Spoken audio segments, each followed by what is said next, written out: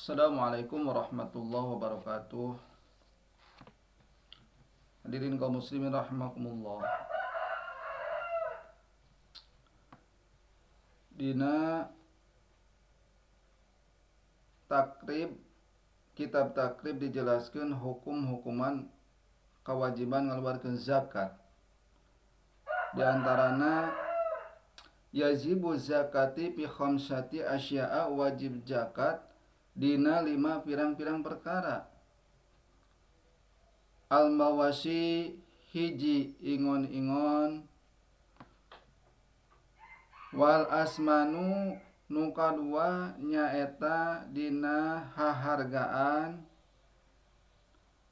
wazuru'u nu katilu nyaeta dina pepelakan, wasimaru nu kaopat dina bubuahan, wal urudu tijaroti jeung nu kalima dina banda dagangan. Kewajiban zakat 5 perkara dina sabada ngaluarkeun zakat fitrah. Tah 5 perkara naon? Hiji zakat ingon-ingon, kadua hahargaan anu disebut emas perak teh, katilu pepelakan, kaopat bubuahan, kalima banda dagangan, warung, toko, dan gitu.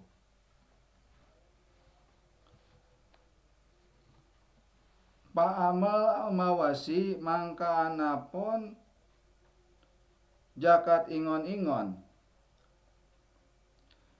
yajibu zakati fi salasati ajnasin, zakat ingon-ingon eta wajib zakat dina 3 pirang-pirang hewan. Minha wahya dina eta hewan teh nyaeta al-ibili anu kahiji onta, wal baqaru nu kadua sapi, wal ghanamu nu katilu domba. Kumaha lamun hukumanana? Munding kerbau eta disamikeun sami jeung sapi dina ngaluarkeun zakatna, sami embe ge disamikeun kana domba sami ngaluarkeun zakatna kedah di zakatan.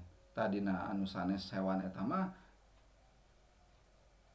henteu ngawajibkeun kedah dikaluarkeun zakat, umpama teh mun hayam, bebek eta mah henteu. Gitu. Tuluy pasyaratanana wa syaraitu wujubiha sitatu asya'a, jeung syarat wajibna dina eta ingon-ingon teh 6 perkara. Naon diantarana? Al-islamu nu kahiji nyaeta kudu agamana Islam, nu bogana lain ingon-ingonna. Wal huriyatu jeung kadua merdeka, lain abid, lain budak. Wa milku tamun jeung nu katilu nyaeta milik anu sampurna, milik sorangan, lain babarengan. Wa nisabu jeung geus kawengku geus aranakan, jumlahna geus wajib kaperdih kana waktuna ngaluarkeun zakat, geus beranak pinak. Wal haulu jeung nu kalima nyaeta tepung taun. Wasawamu jeung nu kagenep nyaeta aburan. Maka di Indonesia mah khususna cupar leungit kewajiban dina ngaluarkeun zakat dina ingon-ingon, sabab pada umumna di Indonesia mah miara ingon-ingon teh sok dipangaritkeun, maka jadi leungit kewajiban dina ngaluarkeun zakat. Tetapi untuk sedekah mah silakan aja, eta memang dianjurkeun. Tetapi perlu dikanyaokeun dina bidang ilmu mah. Gitu.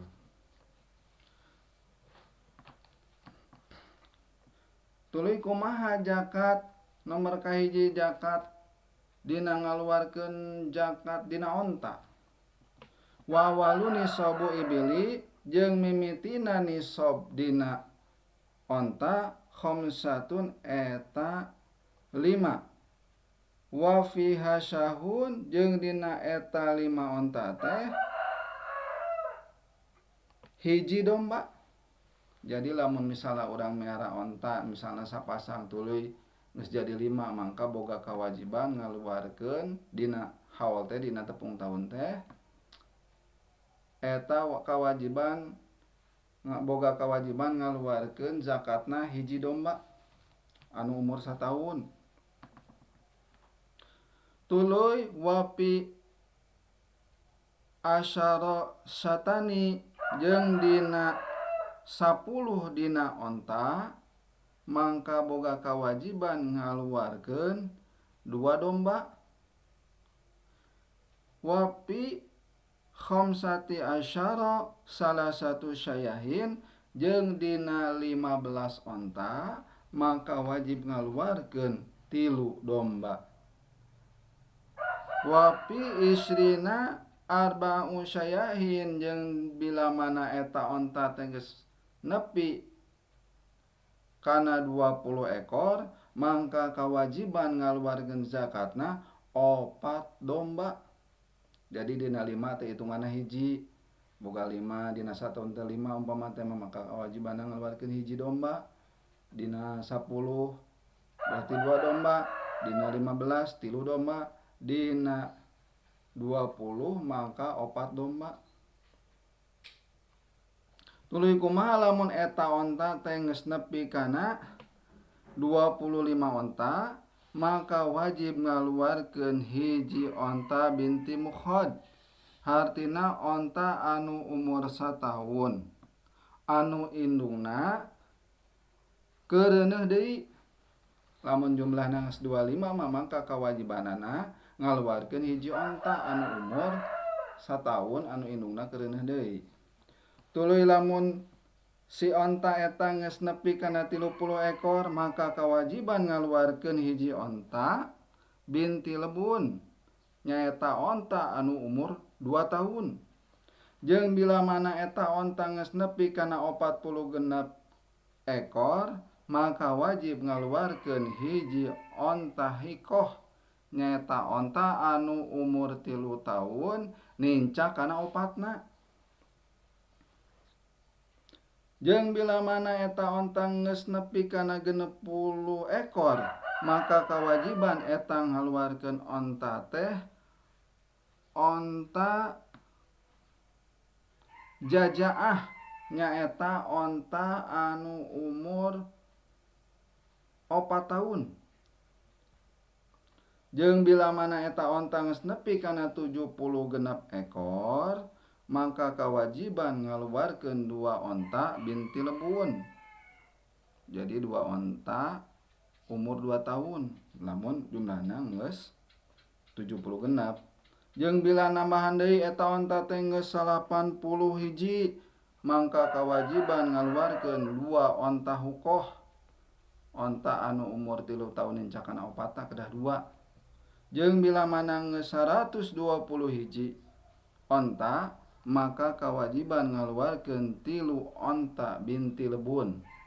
Artina 3 onta anu umur 2 tahun. Jeung saban-saban dina 40 eta hiji onta binti lebun jeung bilah mana dina hitunganana dina 50 tahun dina 50 ekor maka hiji onta hikoh karingiaskeun. Lamun misalna 1 tahun 50 berarti hiji onta hikoh onta anu umur 3 tahun nincak kana 4na. Terus tina 50 kana 100 berarti kan 2 onta hukoh.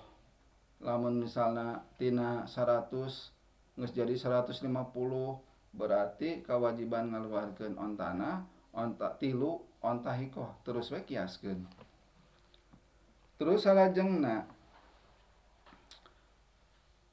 dina salajengna anu wajib dikaluarkeun teh dina ingon-ingon teh nyaeta baqaruh, nyaeta baqarah teh sapi. Wa awalu nisabun baqarah salasuna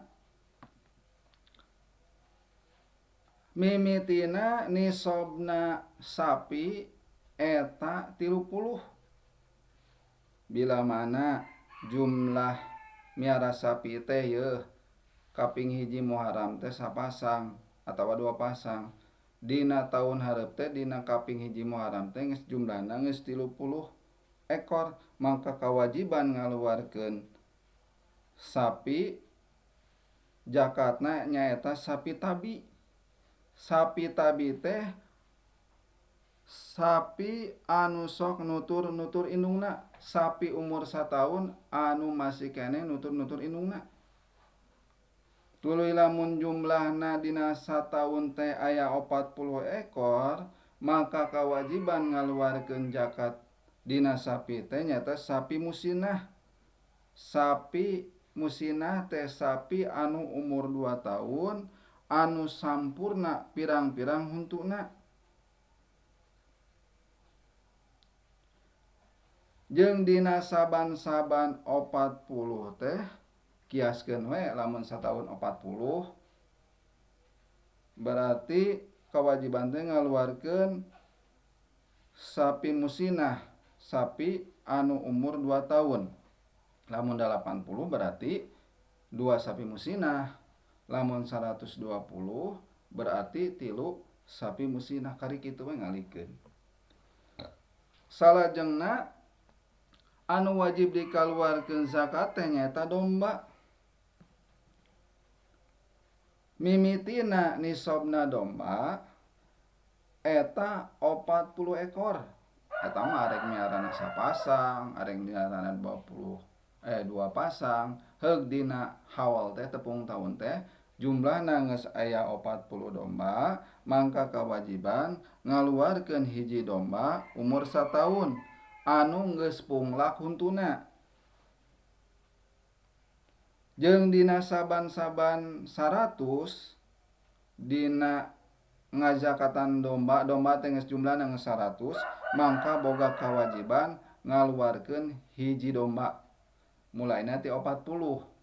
Lamun miara domba geus 40 eta boga kewajiban ngaluarkeun hiji domba nepi ka 100 ge masih keneh hiji domba tah kewajiban teh ngaluarkeun zakat teh. Heug lamun leuwih tina 100 misalna 102, 105 maka geus nambahan kewajiban ngaluarkeun zakatna anu tadina hiji jadi 2. Lamun 200 tetep 2, lamun 300 jadi 3 gitu. Eta dina zakat ingon-ingon. Wallahu a'lam bishawab. Assalamualaikum warahmatullahi wabarakatuh.